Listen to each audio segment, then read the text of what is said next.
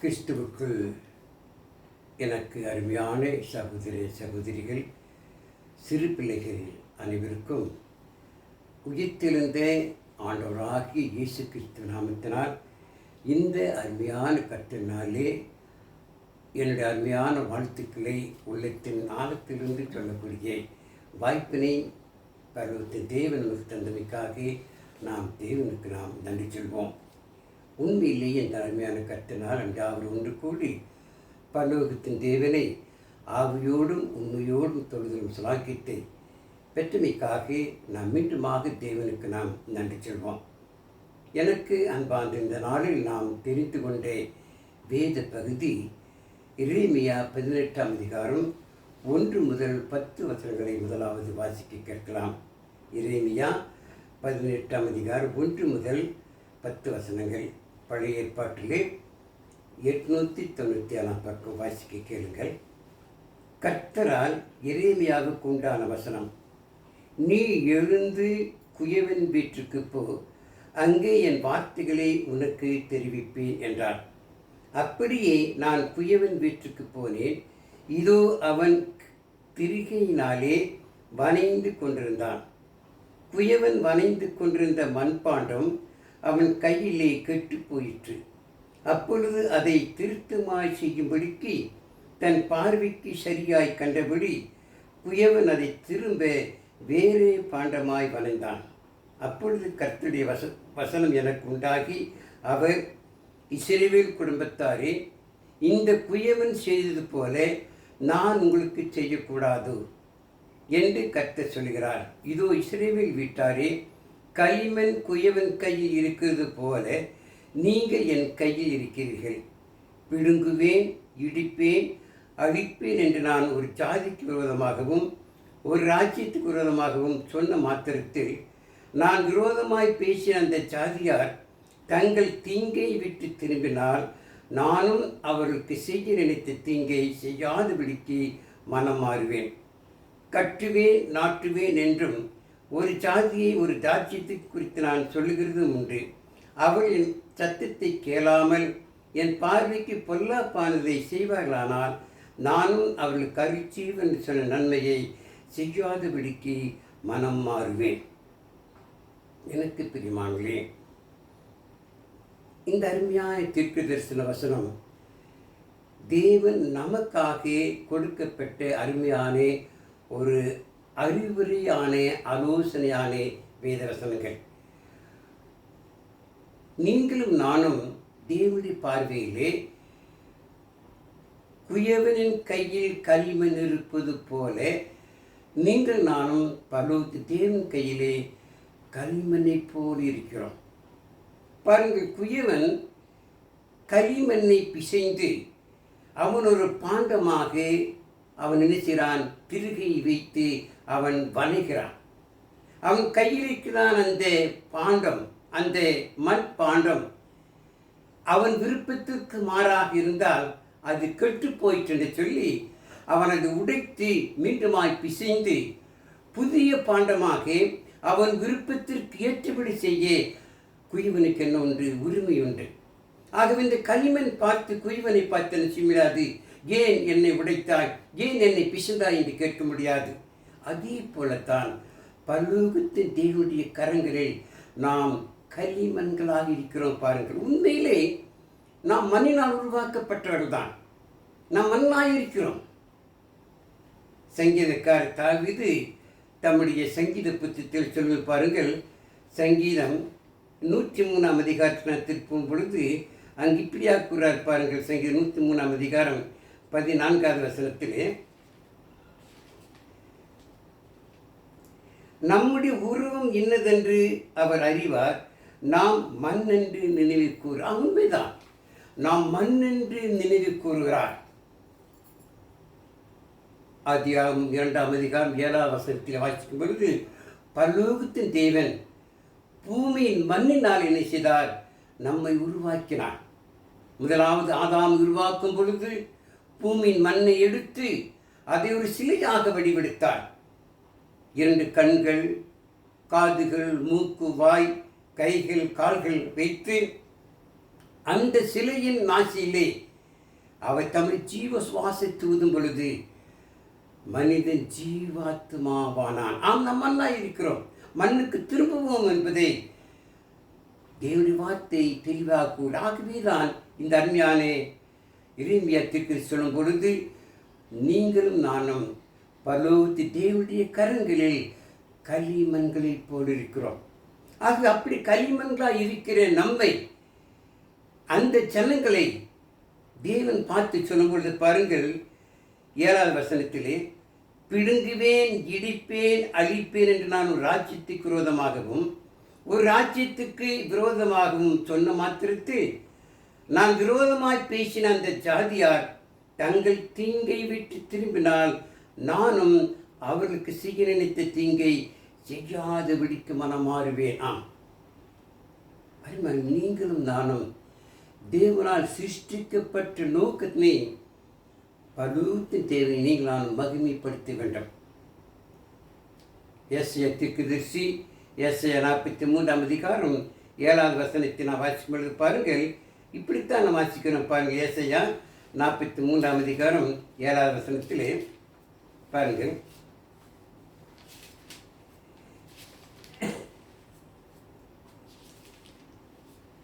நான் என் மகிமைக்கென்று சிருஷ்டித்து உருவாக்கி படைத்து என்று சொல்கிறார்.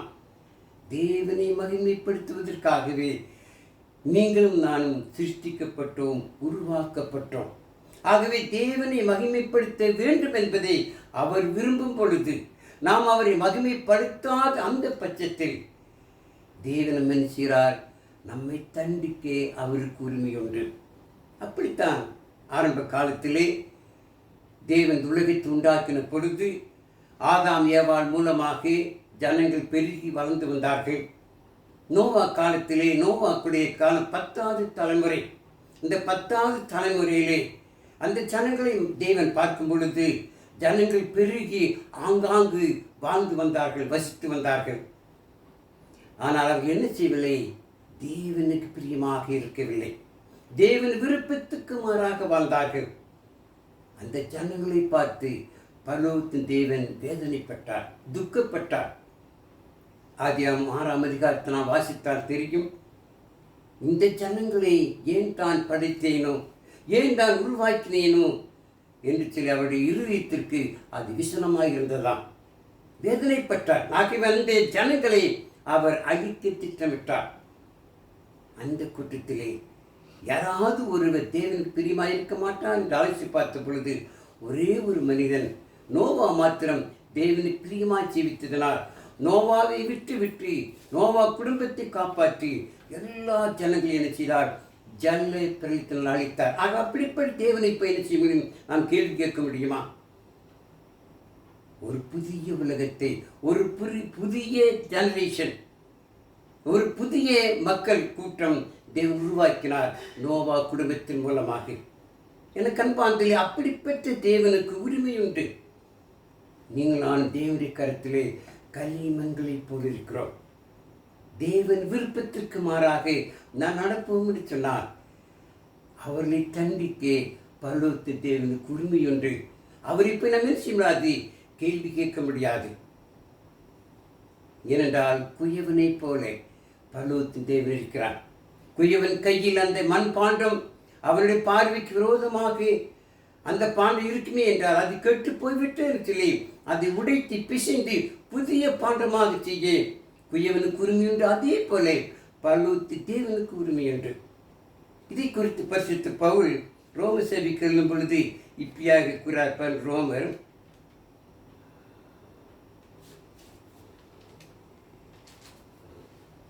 9ஆம் அதிகாரத்தில் திருப்பம் பாருங்கள். ரோமர் 9ஆம் அதிகாரம்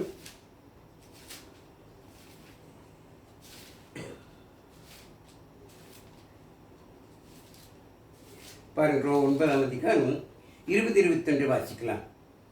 அப்படியானால் மனுஷனை தேவனோடு எதிர்த்து தர்க்கிக்க நீ யார்?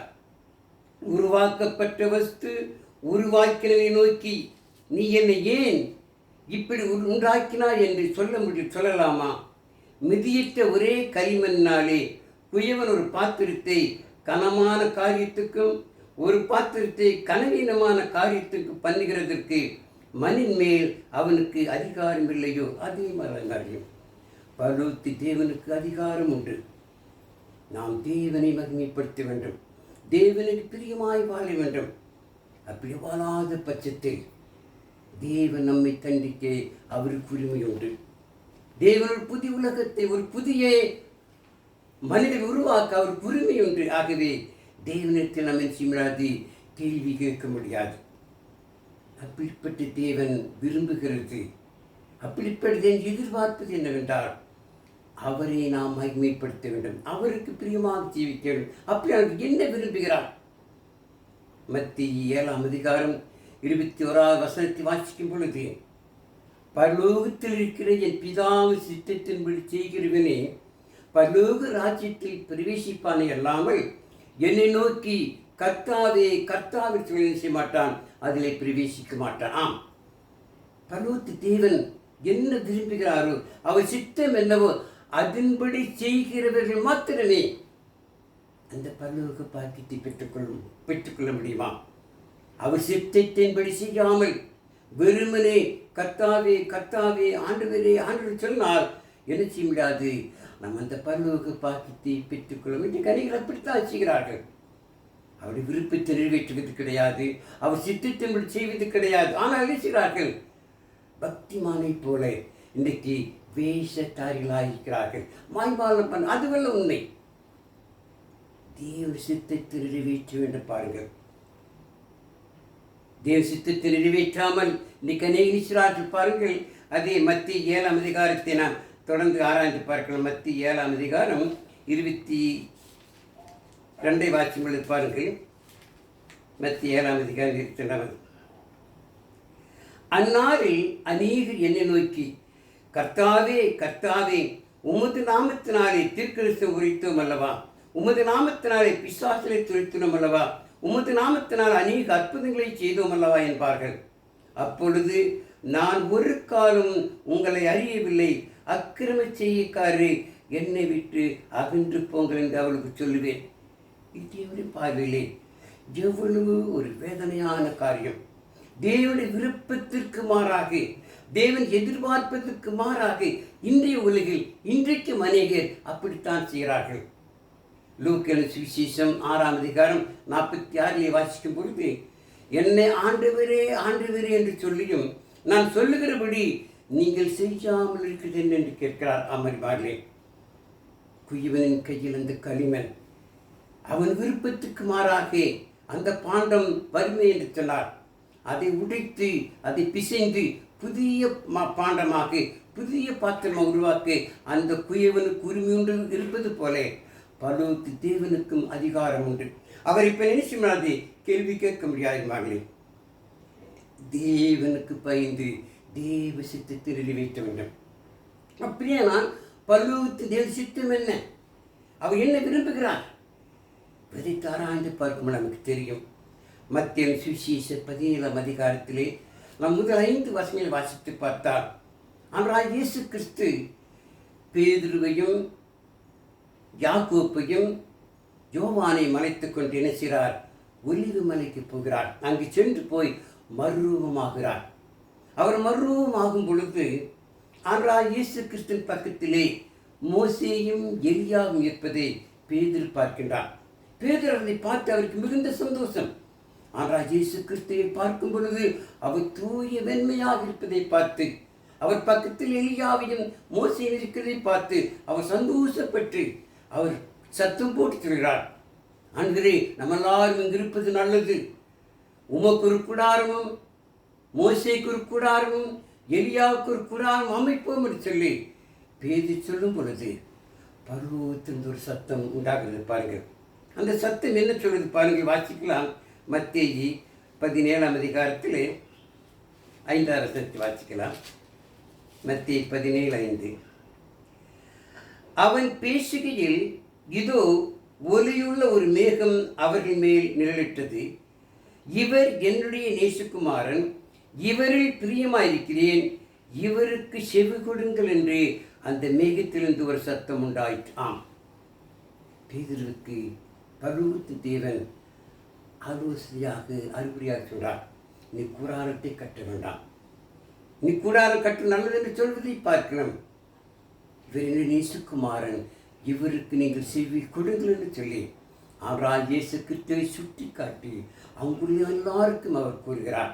ஆமரிமாலே, இதுதான் பரலோகத்தின் தேவனுடைய சித்தம், அவருடைய விருப்பம். நாம் எல்லாரும் ஆண்டவராகிய இயேசு கிறிஸ்துவுக்கு செவி சாய்க்க வேண்டும்.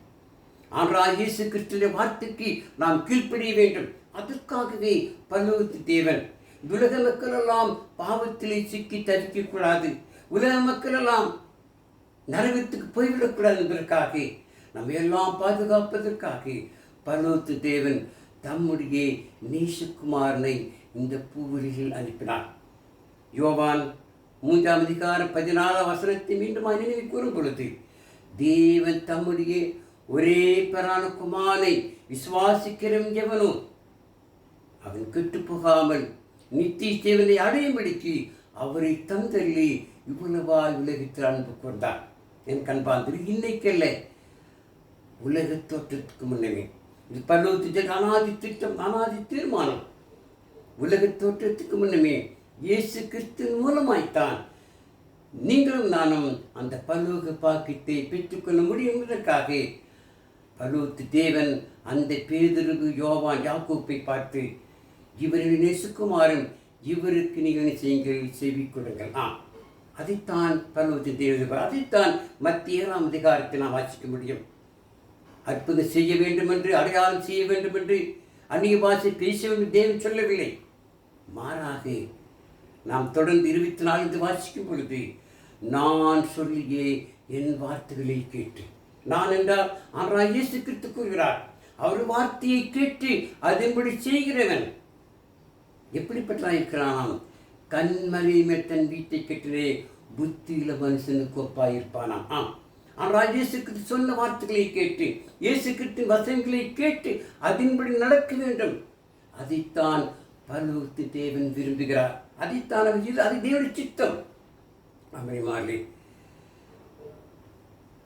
2:2 அதிகாரம் 4ஆம் வசனத்தை வாசிக்கும் பொழுது, எல்லாரும் ரட்சிக்கப்படவும் சக்தி தருகிற அறிவை அடையவும் நான் சித்தமுறாயில் வாசிக்கிறேன். அதுதான் சித்தம். எல்லாரும் ரட்சிக்கப்பட வேண்டும். எப்படி? ஆண்டவராகிய இயேசு கிறிஸ்துவுடைய வசனத்தின் மூலமாக, ஆண்டவராகிய இயேசு கிறிஸ்துவின் வார்த்தையின் மூலமாக, ஆண்டவராகிய இயேசு கிறிஸ்து விசுவாசித்து அவர் உபதேசத்திற்கு கீழ்ப்படியும் பொழுது நாம் ரட்சிக்கப்பட முடியும். அந்த பரலோக பாக்கியத்தை பெற்றுக்கொள்ள முடியும். இது பரலோக சித்தம். இதை விட்டு மாறாக நாம் எதை செய்தாலும் பரலோகத்தின் தேவனை செய்கிறோம். நாம் மகிமைப்படுத்துவதற்கு பதிலாக அவரை வேதனைப்படுத்துகிறோம், துக்கப்படுத்துகிறோம். நம்மை சிருஷ்டித்த நோக்கமே எனக்கு அன்பாந்திலே பரலோகத்தின் தேவனை மகிமைப்படுத்த அவருக்கு கீழ்ப்படிய வேண்டும். அதைத்தான் எரேமியா தீர்க்கதரிசி மூலமாக பரலோகத்தின் தேவன் எரேமியாவுக்கு கூறுகிறார், குயவன் வீட்டுக்கு போ, குயவன் என்ன செய்யலாம் என்று பார். அந்த உரிமை, அந்த அதிகாரம் பரலோகத்தின் தேவனுக்கு உண்டு. ஏனென்றால் நீங்கள் நான் தேவனுடைய கரங்களில் களிமண்களாக இருக்கிறோம், மண்ணாக இருக்கிறோம். தேவன் விரும்புகிறதை, தேவன் சித்தத்தை நீங்கள் நான் நிறைவேற்ற வேண்டுமாம். பாருங்கள், அநேகர் ஆனால் இயேசுக்கு தூளித்து செய்த காலத்தில் அநேகர் இயேசுவை விசுவாசித்தார்கள். இயேசு செய்த அற்புதத்தை பார்த்து, இயேசு செய்த அடையாளத்தை பார்த்து எல்லாரும் இயேசுவின் பின்னே வந்தார்கள். இன்றைக்கு அநேகர் விசுவாசிக்கிறார்கள். விசுவாசலும் கூட விசுவாசித்து நடக்கிறது. விசுவாசத்தில் மாத்திரம் போதாது. எனக்கு பார்த்தலே யோவான் 8ஆம் அதிகாரம் 30, 32, 32 வாசிக்கும் பொழுது, ஆனால் இயேசு கிறிஸ்துவை அவர் செய்த அடையாளங்களை, அற்புதங்களை பார்த்து அநேகர் இயேசுவின் பின்னே வந்தார்கள், இயேசுவை விசுவாசித்தார்கள். அநேக யூதர்கள் ஆனால் இயேசு கிறிஸ்து தம்மை விசுவாசித்து அந்த யூதர்களை பார்த்து கூறுகிறார். யோவான் 8ஆம் அதிகாரம் 31ஆம் வசனத்திலே, நீங்கள் என் உபதேசத்தில் நிலைத்திருந்தால் எனக்கு சீசராயிருப்பீர்கள், சத்தியத்தை அறிவீர்கள், சத்தியம் உங்களை விடுதலை ஆமறிவார். இது சத்தியம், இது உண்மை. விசுவாசித்தால் மாத்திரம் போதாது. ஆகவே தான் ஏற்கனவே சொன்னேன், நீங்கள் பரலோகத்தின் தேவனை கர்த்தாவே கர்த்தாவே சொன்னால் மாத்திரம் போதாது, அவர் சித்தத்தின்படி நாம் செய்யணும். அப்போது அந்த பரலோக பாக்கியத்தை பெற்றுக்கொள்ள முடியும். அமரிமார்களே, இயேசு கிறிஸ்துவின் உபதேச சட்டத்துக்கு நீங்களும் நானும் கீழ்ப்படியும். அந்த உபதேச சட்டம்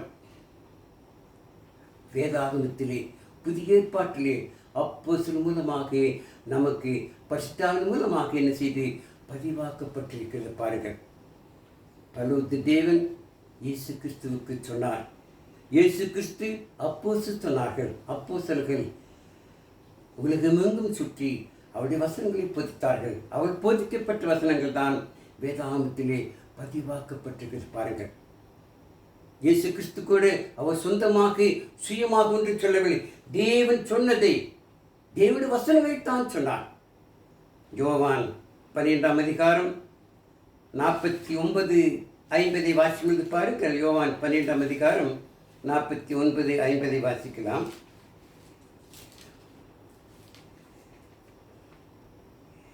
நான் சுயமாய் பேசவில்லை, நான் பேச வேண்டியது இன்னதென்றும் உபதேசிக்க வேண்டியது இன்னதென்றும் என்னை அனுப்பின பிதாவே எனக்கு கட்டளையிட்டார்.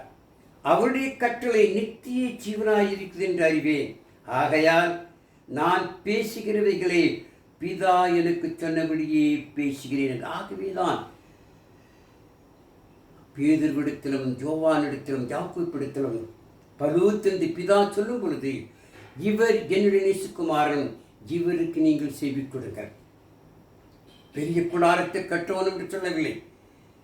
அறிவாளி ஆன்றாய் இயேசு கிறிஸ்துடைய வசனங்களுக்கு, இயேசு கிறிஸ்துவ வார்த்தைகளுக்கு நீங்களான் செவி சாய்த்து அவர் உபதேச சட்டத்தை கீழ்ப்படிந்தால்தான் ஆன்றாய் இயேசு கிறிஸ்துவை நாம் பின்பற்ற முடியும். அவருக்கு சிஷ்யராக இருக்க முடியும். அந்த பரலோக பாக்கியத்தை பெற்றுக்கொள்ள முடியும். ஆகவேதான் இயேசு கிறிஸ்து அப்போஸ்தலருக்கு இதை பிரதான கட்டளையாக சொன்னார். மத்திய சுவிசேஷம் 28ஆம் அதிகாரம் 18-20 வரை வாசிக்கும் பொழுது, அப்பொழுது அவர் சமீபத்தில் வந்து அவர்களை நோக்கி, அவர்கள் என்றார் அப்போஸ்தலரை நோக்கி, இதோ வானத்திலும் பூமியிலும் சகல அதிகாரம் எனக்கு கொடுக்கப்பட்டிருக்கிறது. ஆகிய நாங்கள் புறப்பட்டு போய் சகல ஜாதிகளையும் சீஷராக்கி பிதா குமாரன் பரிசுத்த நாமத்தினால் அவர்களுக்கு என்ன செய்யுங்கள், நான் ஸ்நானம் கொடுத்தேன். நான் உங்களுக்கு கட்டளையிட்ட யாவையும் அவர்களுக்கு உபதேசம் பண்ணுங்கள். இதோ உலகத்தின் முடிவு பெரியவும் நான் உங்களுடைய தாமரை மாடுவேன். இது இயேசு கிறிஸ்துவின் பிரதான கட்டளை. இதைத்தான் அப்போஸ்தலர் செய்தார்கள். அப்போஸ்தலர் உலகமெங்கு போய் இயேசு கிறிஸ்துவை குறித்து பிரசங்கித்தார்களே தவிர தங்களை குறித்து பிரசங்கிக்கவில்லை. 2 கொரிந்தியர் 4ஆம் அதிகாரம் 5ஆம் வசனத்தை வாசிக்கும் பொழுது, நாங்களோ எங்களை குறித்து பிரசங்கியாமல் இயேசு கிறிஸ்துவின் சிலுவையை குறித்து, இயேசு கிறிஸ்துவின் சுவிசேஷத்தை குறித்து பிரசங்கித்தோம். ஆமரிமாளே இந்த அநேகரை சிறார்கள் மைக்கு கிடைத்தால் போதும், மேடை கிடைத்தால் போதும் எடுத்து தங்களையே பிரசங்கிக்கிற மக்களாக இந்த அநேக எழும்பியிருக்கிறார். அதுவல்ல தேவ சித்தம். அதைத்தான் லூக்கா சுவிசேஷம் சொல்லும் பொழுது, என்னை ஆண்டவரே ஆண்டவர் என்று சொல்லியும் நான் சொல்லுகிறபடி நீங்கள் செய்யாமல் இருப்பது என்ன? பலூத்தில் பிதாவின் சித்தத்தில் செய்கிறவனே பலூர் ராஜ்யத்தில் பிரவேசிப்பானே இல்லாமல் என்னை நோக்கி கத்தாவே கத்தான் செய்ய மாட்டான், அதில் பிரவேசிக்க மாட்டான். அமரிமார்களே, இயேசு சொன்ன வார்த்தைகளை கேட்டு அதன்படி செய்கிறவர்கள் கண்மலை மேல் வீட்டை கட்டின புத்தியில மனுஷனுக்கு ஒப்பாயிருப்பான். அவர் சொல்லிய வார்த்தைகளை கேட்டு அதன்படி செய்யாதவன் எப்படி இருப்பானா பாருங்கள். மலையை மிளஸ்திவாரம் போட்டு தன் வீட்டை கட்டினே புத்தியில்லாத மனுஷனாயிருப்பான். பெருமழை வந்து பெரிய காற்று வரும் பொழுது அது விழுந்து ஒன்றுமில்லாமல் போய்விடும். ஆமரிமாலே, அப்படிப்பட்ட மக்களாக இருக்கக்கூடாது. அவனுடைய வார்த்தையை கேட்டு இயேசு கிறிஸ்து சுவிசேஷத்தை கேட்டு அதை விசுவாசித்து பழைய பாவமான ஜீவித்திலிருந்து மனம் திரும்பி நான் விசுவாசத்தை வாயினால் அறிக்கை செய்து பாவம் மன்னிப்புக்கென்றே நாம் சான்று பெறும் பொழுது நாம் ரட்சிக்கப்பட்டவர்களாகி இயேசு கிறிஸ்து ராஜ்யமான சபையில் செய்கிறோம், அங்கமாக்கப்படுகிறோம். நாம் மரண பரிந்தமும் உண்மையாக ஜீவிக்கும் பொழுது நிச்சயமாக அந்த பரலோக பாக்கியத்தை பெற்றுக்கொள்ள முடியும். ஆகவே ஆண்டவர் சொன்னார், பரலோகத்து தேவன் சொன்னார், இவர் என்னுடைய நேசகுமாரன், இவருக்கு செவி கொடுக்கலாம். வந்திக்கு நீங்கள் ஆனும் இயேசு கிறிஸ்துவுக்கு செவி கொடுக்கக்கூடிய மக்களாக இருக்கிறோம். ஆனால் இயேசு கிறிஸ்து கூட அவர் தேவனுடைய வசனத்தான் போதித்தார். என்ன சொல்ல சொன்னாரோ, என்ன அதைத்தான் போதித்தார். அவர் ஜீவனுள்ள தேவன்குமார் என்பதை இந்த ஜனங்கள் நீங்கள் நானும் அறிந்து கொள்ள வேண்டிய விசுவாசி என்பதற்காக ஆண்டவராகிய இயேசு கிறிஸ்து அநேக அற்புதங்களை அடையாளங்களை செய்து நிரூபித்து காண்பித்தார். மத்திய சுவிசேஷத்திலே யோவானின் சுவிசேஷத்திலே 20ஆம் அதிகாரம் 30-30 வாசிக்கும் பொழுது அவர் அநேக அற்புதங்கள் அடையாளம் செய்ததற்காக ஆண்டவராகிய இயேசு கிறிஸ்து ஜீவனுடைய குமாரனை விசுவாசித்து அவர் மூலமாக நித்திய பெரும்படியாக இவைகள் எழுதப்பட்டு அமரிமாறே தேவ வார்த்தையை நாம் கேட்டு அதுக்கு கீழ்ப்படிந்து அவருக்கு பிரியமாக ஜீவிக்கும் பொழுது நாம் தேவனுடைய ஆசீர்வாதத்தை பெற்றுக்கொள்ள முடியும். அந்த பரலோக பாக்கியத்தை பெற்று அப்பொழுதுதான் இந்த களிமண்ணான நம்மை தேவனிடத்தில் செய்வார், பயன்படுத்துவார். அதைத்தான் பரலோகத்தின் எதிர்பார்க்கிறார்களே. ஆகவேதான் ஆண்டவர் சொன்ன வார்த்தைகளை கேட்டு அதில் நடக்க வேண்டும். யோவானின் சுவிசேஷம் 12ஆம் அதிகாரம் 48ஆம் வசனத்தை வாசிக்கும் பொழுது என்னை தள்ளி என் வசனங்கள் ஏற்றுக்கொள்ளாதவன் எவனோ நான் சொல்லிய வசனமே அவனை நாளைக்கு ஞாயிற்றிருப்பனாலே அவர் சொன்ன வசனமே ஞாயிற்றிற்கு பாருங்கள். மத்திய சுவிசேஷம் 25ஆம் அதிகாரம் 31 நான் வாசித்து பார்த்தா இயேசு கிறிஸ்து ஞாயிற்றிருப்பு அங்கு தெளிவாக நாம் பார்க்கிறோம். இயேசு கிறிஸ்து வந்து உலகத்தை நியாயந்திருக்கும் பொழுது சகல ஜனங்களும் அவருக்கு முன்பாக சேர்க்கப்படுவார்கள். அப்பொழுது ஆடு மேய்க்கிறவன் வில்லாடு தனியாக செம்மையாடு தனியாக பிரிப்பது போல வலது பக்கத்தில் தேவனை விசுவாசித்து தேவனுக்கு பிரியமான பிள்ளைகளையும் இடது பக்கத்தில் தேவனுக்கு பிரியமில்லாத பிள்ளை நிறுத்துவாராம். அப்பொழுது வலது பக்கத்தில் பிள்ளை பார்த்து வாருங்கள் வாருங்கள், என் பிதாவால் ஆசிக்கப்பட்டவர்களே, உங்களுக்காக ஏற்படுத்தப்பட்ட அந்த நித்திராட்சியத்தை சுதந்திரித்துக் கொள்ளுங்கள். ஏனென்றால் நான் பசியாய்ந்தேன், எனக்கு நீங்கள் போஜனம் கொடுத்தீர்கள். நான் தாகமாய்ந்தேன், என் தாகத்தை தீர்த்தீர்கள். நான் வியாதியாய்ந்தேன், என்னை வந்து விசாரித்தீர்கள். அமிழ்மாறே அந்த அருமையான வாய்ப்பு நியாயத்திற்குள்ளே நடக்க. ஆகவே அறிமாறே அந்த நியாயத்திற்குள்ளே நாம் பாதுகாக்கப்பட வேண்டும் என்று சொன்னால் தேவனுடைய விருப்பத்திற்கு தேவ சித்தத்திற்கு நாம் ஒப்பு கொடுத்து தேவனை பிரியமாய் வாழ வேண்டும். அந்த நியாயத்தீர்ப்பு விரைவில் வரத்தான் இருக்கிறது. எப்படி நமக்கு தெரியாது. அந்த நியாயத்தீர்ப்பிலே நாம் அந்த பரலோக பாக்கியத்தை பெற்றுக்கொள்ள வேண்டும் என்று சொன்னார்.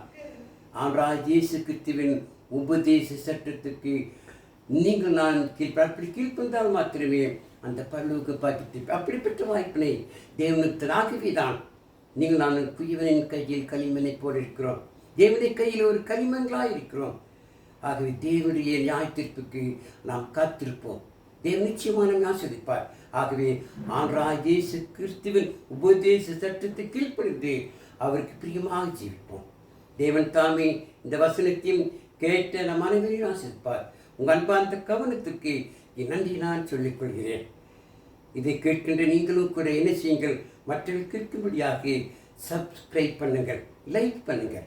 ஜெபம் செய்வோம். இறக்கம் மிகுந்த எங்கள் பரலோகத்தின் நல்ல பிதாவே, நாம் ஒவ்வொருவரும் உம்முடைய கரத்திலே களிமண்களாக இருக்கிறோம் தகப்பனே. எப்படி குயவனின் கையிலே களிமண் இருப்பது போல உமது கரத்தில் நாம் இருக்கிறோம். ஆகவே நாங்கள் உமக்கு பிரியமாக வாழ்ந்தால் நீர் உமது குமாரனாகிய இயேசுவை கொண்டு நியாயம் தீர்க்கும் பொழுது அந்த பரலோக பாக்கியத்தை நான் பெற்றுக்கொள்ள முடியும். உமது சித்தத்தின்படி உமது குமாரனாகிய இயேசு கிறிஸ்து உபதேச சட்டத்துக்கு நான் கீழ்ப்படிந்து நடப்பது நிச்சயமையா. தர்மியானந்தே நாளை நாம் தியானித்த வசனம் ஆசிர்வதியும். இதை கேட்க ஒரு ஆசிரியத்து காத்துக்கொள்ளும். எங்கள் எல்லாருடைய பாவக்கு தயவாக மன்னியும். இவை அனைத்தையும் எங்கள் அருமையான ஆண்டவர் இயேசு கிறிஸ்துவின் விலையேறி பெற்றிருந்த நாமத்திலே கெஞ்சி மன்றாடுகிறோம் எங்கள் ஜீவன நல்ல பிதாவே. ஆமென்.